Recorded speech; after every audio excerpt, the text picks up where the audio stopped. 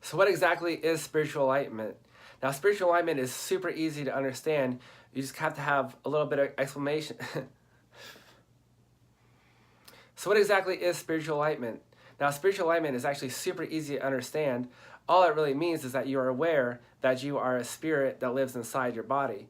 Now, a lot of people talk about the saying like, I believe in the mind, body, soul connection, but a lot of people don't even know what that even means. So what spiritual enlightenment is just knowing that your true essence as a being is just your awareness that's within your body. And so, that we are all spirits, just living in a physical form. But when we take that all apart and come to your center of that's what usually is explained in yoga, and like your center is your awareness. And so what do we mean by awareness? Now, this is actually a super simple exercise that can turn the tables just in your thinking, just so you understand what spiritual enlightenment is. So this is how I like to explain it. It's actually super easy and it's so simple. But for example, this is what spiritual enlightenment is. So if you were to take a look at, okay, just to make it super easier. All right, let's start off with this. So I have a marker in my hand, right? So if I'm looking at the marker, there's an awareness looking at the marker. Obviously, the marker and myself are two different things, right? That's super easy to understand. I am not this marker, okay? Simple enough. Now, let's keep going further. So let's take it down to another level. Now, if you look at your hand, if you are looking at your hand, the awareness is looking at your hand. The awareness and your hand are two different things. So it's just more about turning the tables on exactly what this is. So if you look at your hand and understand that the observer, which is you, is not the observed, which is your hand, you now understand that there are two different things. So it's like, oh, I am not my body, I am just this awareness. So that takes it down to another level. Now the next level is your mind. Everyone has a mind, of course. We all think with our brains. And so people will say like, my mind's racing, or my thoughts are scattered, or whatever. So people are already aware that they are not their thoughts. So, but when you come more honed in on it, on what this is like, I and my thoughts, are two different things. So if your mind is racing, your thoughts are all over the place, you are not your thoughts, and you are not your mind. So that takes it down to another level.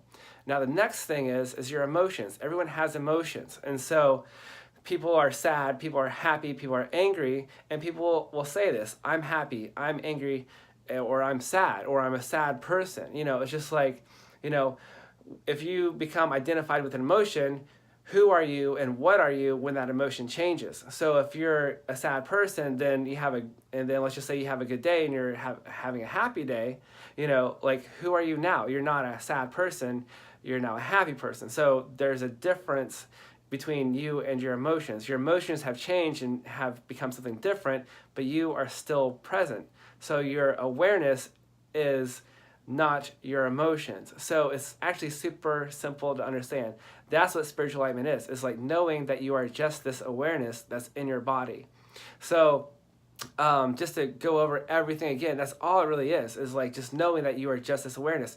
Now it does take a little bit of practice to become more and more in touch with this awareness, because when the whole purpose of like becoming spiritually enlightened is so that you can control your thoughts, you can control your emotions, and you have more control over your body and your health and things like that. And so just to even go over everything again, because it's like I just explained everything just now, it's super simple, but just to go over it again. So like if someone were to hit you in your arm and someone were to say, hey, you just hit me, people are identified with their body as in saying like, I am this body. So when someone hits you in your body or hits your arm, you just hit me.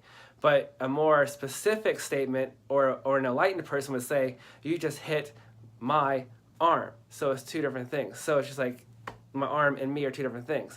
Same thing with your mind. If your mind is like, you have a creative mind, or you have a logical mind, or whatever it may be, your mind and you are two different things. And the same thing is with your emotions. And so, like I said, when you are sad or happy, your emotions change. So who are you the next day when you are no longer sad? So, I mean, that awareness is always with you. And so that's, who you are, and that's what spiritual enlightenment is.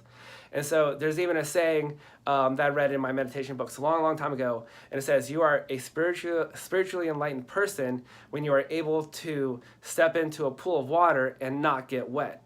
And what that means is like, if you go swimming and your body's wet, but you and your soul obviously are not wet because you are in your body and you understand that you and your body are two different things, that's what it means to be spiritually enlightened. When you know that you are not your body, or, you know, in this case, when you're not wet, even though you're in some water, that's what spiritual enlightenment is. It's just knowing that you are just this awareness. And so I'm going to give you a little bit of exercise coming up next. Stay tuned. And then this will actually help you get more and more in touch with your true self, with your higher self, with this awareness that's within you, because there are some meditation techniques that keep helping you, that build this stronger, because the way the world is built is like from the time you were born until all the way through adulthood, you're always focusing on the outward. You're always focusing on, you know, going to school and studying and like learning things, and like you're always constantly focusing on the outside, that no one tells you how to turn yourself inward. And so that's what all spiritual enlightenment is, and that's all I'm trying to do in this course, is just to really turn your thinking around. Instead of going outward so much, bring your focus inward. And so there are a couple exercises that actually helped me understand this even more so, and I'm going to get into that right now.